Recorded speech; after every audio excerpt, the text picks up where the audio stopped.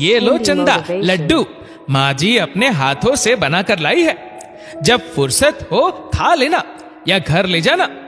नीलम ने अपनी कामवाली से कहा। अरे बहू, देसी घी ड्राई फ्रूट से भरे लड्डू कामवाली को देने की क्या जरूरत थी? वह भी एक नहीं 3-4 दे दिया। नीलम की सास सरोज जी बोली, माँ, चंदा की 2 बेटियां हैं, उन्हें मीठा बहुत पसंद है। अपनी बिटिया को खिलाए बगैर वह नहीं खाने वाली। एक माँ जो ठहरी, इसलिए मैंने ज्यादा लड्डू दे दिए। बेटियों के साथ वह भी लड्डू का स्वाद चख लेगी। नीलम के परिवार को शहर में आए 1 साल हो गया था। घर की साफ सफाई और बर्तन के लिए उसने चंदा को रख लिया था। साफ सुथरी चंदा का काम बढ़िया था। आज तक उसे टोकने की जरूरत नहीं पड़ी। इसलिए घर में खाने पीने को कुछ स्पेशल विशेष बनता तो नीलम उसकी बेटियों के लिए भी दे देती। आज सुबह ही नीलम की सास गांव से अपने बेटे के यहाँ रुकने आई थी। माँ, गोलू अब 2 साल का हो गया है। कंपनी वाले मुझे वापस नौकरी पर बुला रहे हैं और मैं भी वापस काम करना चाहती हूँ। तो क्यों ना गोलू की देखभाल के लिए एक आया रख ले, ताकि गोलू की देखभाल में आपको कोई परेशानी ना आए। नीलम ने अपनी सास से कहा, जब देखभाल के लिए मैं हूं तो आया की क्या जरूरत, मैं सब संभाल लूंगी। सरोज जी बोली।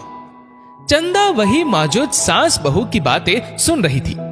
बस साड़ी के पल्ले से हाथ पोंछते हुए नीलम के पास आई और बोली, दीदी, मेरी चचेरी बहन गंगा को काम की बहुत जरूरत है। क्या मैं मुन्ने की देखभाल के लिए उसे बुला लूं? बेचारी की मदद हो जाएगी। चंदा बोली, वही तुम्हारी बहन गंगा, जिसका पति अभी 2 महीने पहले गुजर गया है। बाल बच्चे भी कोई नहीं है। नीलम ने पूछा। हाँ दीदी, वही गंगा। नसीब की मारी है बेचारी। शादी के 10 साल बाद भी कोई बाल बच्चा नहीं हुआ। अब तो जीवन साथी भी बीच मझधार में साथ छोड़कर चला गया। ससुराल वाले तो वैसे ही उसे बांझ होने का ताना देते थे। पति गुजर गया तो घर से ही निकाल दिया। अपने भाई भाभी के साथ रहती है। ससुराल से वापस आई बहन की 2 रोटी भी भारी लगती है भाई भाभी को।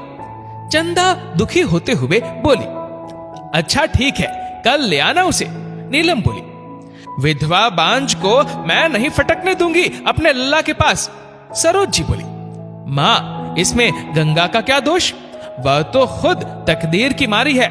हमारी मदद से उसका भला हो जाए तो इसमें क्या परेशानी है?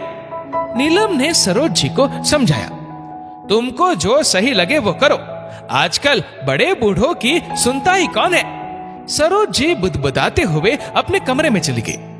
नीलम सोचती है, एक औरत दूसरी औरत के साथ ऐसा कटु व्यवहार कैसे कर सकती है?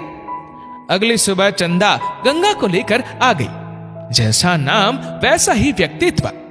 हल्के रंग की साड़ी पहने हुए एकदम शांत, लेकिन उसकी आंखों में सूनापन साफ दिखाई दे रहा था। नीलम ने गंगा को मुन्ने की देखभाल के लिए रख लिया।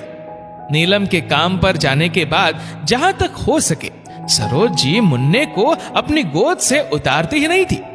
वो बस गंगा से घर के छोटे मोटे काम करवाती रहती। गंगा सोचती, क्या निसंतान विधवा होना ऐसा अपराध है कि वह किसी और के बच्चे को गोद में भी नहीं उठा सकती?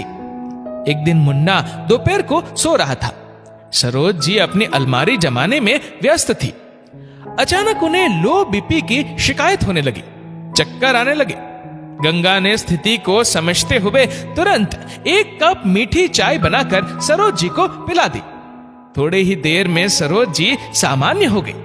इसके बाद सरोज जी का मन गंगा के प्रति थोड़ा नरम पड़ गया। एक दिन ऑनलाइन कुछ सामान आया। नीलम की गैर मौजूदगी में सरोज जी अपने पर्स से डिलीवरी बॉय को पैसे देने लगी। तभी एक सिक्का पर्स के किनारे से नीचे गिर गया। सरोज जी दरवाजा बंद करके आई तो देखा गंगा मुन्ने को एक हाथ से पेट के बल पकड़कर जोर जोर से मार रही थी। ये क्या कर रही हो गंगा, पागल हो गई हो क्या? सरोज जी जोर से चिल्लाई। गंगा ने जोर से मुन्ने के गर्दन और पीठ पर वार किया। मुन्ने के मुंह से एक सिक्का बाहर निकला। आवाज से सरोज जी सन्न रह गई। सरोज जी दौड़ते हुए आई और मुन्ने को गले से लगा लिया। सरोज जी को समझते देर नहीं लगी कि गिरा हुआ सिक्का मुन्ने ने अपने मुंह में डाल लिया था। तब तक नीलम भी आ गई। देखा माँ, गंगा हमारे मुन्ने के लिए शुभ है, अशुभ नहीं। हाँ बहू, तुम सही कह रही हो। मेरी सोच कितनी गलत थी। अब से मुन्ने की सारी जिम्मेदारी गंगा की। ऐसा कहते हुए सरोज जी ने मुन्ने को गंगा की गोद में दे दिया।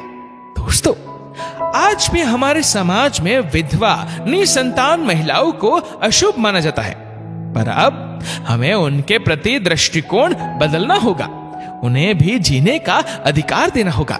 दोस्तों, इस वीडियो को लेकर आपकी क्या राय है, नीचे कमेंट करके जरूर बताइएगा। और अगर आपको वीडियो अच्छा लगा हो तो इस वीडियो को लाइक करेगा, शेयर करेगा ज्यादा से ज्यादा लोगों तक। और ऐसे ही और भी इंस्पिरेशनल वीडियोस के लिए सब्सक्राइब करें हमारे यूट्यूब चैनल को और फेसबुक फॉलो करें हमारे पेज को। धन्यवाद।